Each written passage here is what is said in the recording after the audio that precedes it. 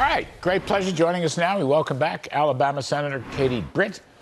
Welcome, Senator. Now, you were having a conversation with Education Secretary Miguel Cardona, and you asked a great question. I'm not sure you got a great answer, but we're just going to play the sound. Hang on a second. Here it comes.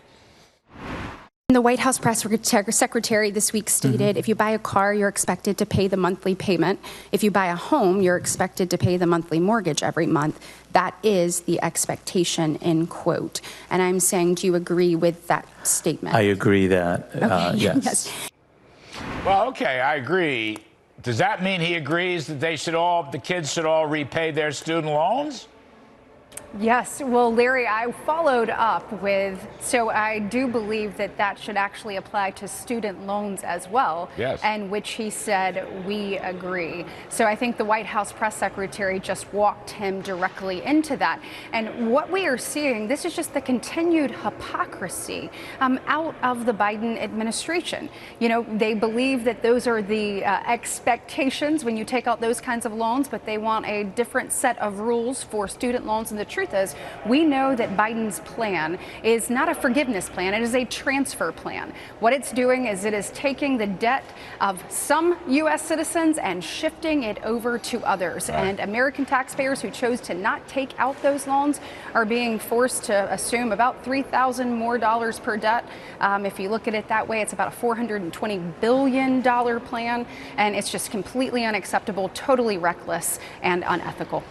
So, Senator, Kevin McCarthy's plan, the GOP plan on the debt ceiling and the budget reforms, would say no to canceling student debt. I think it's worth about $450 billion. No one's really talking about this. It's like you don't see it in the newspaper coverage, but it's part of the plan. And I wondered if you knew anything about that. Are people talking about that, or what's going to happen to it? Yeah, Larry, so most definitely here on the Senate side, we are talking about that. Senator Marsha Blackburn sent a letter, an amicus brief, to the Supreme Court, obviously, as we work to fight this in Biden v. Nebraska. Additionally, you've got Senator Cassidy, who's worked on a CRA to block the plan in its entirety. And then you have Senator Thune, who has put forth a piece of legislation to ensure that this never happens again. We are working diligently on the Senate side. I know that this is something that they are talking about on the House side as well. Speaker McCarthy has done a tremendous job making sure that we are actually being responsive to the taxpayer, to the American citizen. I hope that Biden comes to the table. I hope that this is one of the things on it. There are a number of other things that are good on there as well. You and I have talked about work requirements. We've also talked about energy permitting. I think there's a number of things on the table.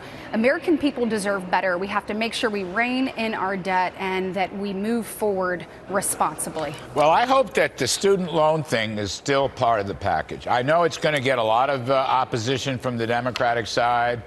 I also think the work requirements for Medicaid, we don't have enough time to talk more about that. But I'm glad you put the pressure on the Education Secretary. Hey, and he agreed. So now that the Biden administration has agreed, they need to stick to it, and they need to get rid of this ridiculous student loan, quote, forgiveness, which you and I both know is just a transfer. All right. I know you'll hold them to it. I know. Thank you. You better believe it. Senator Katie Britt, Thank you. Thank you ever so much. Appreciate it.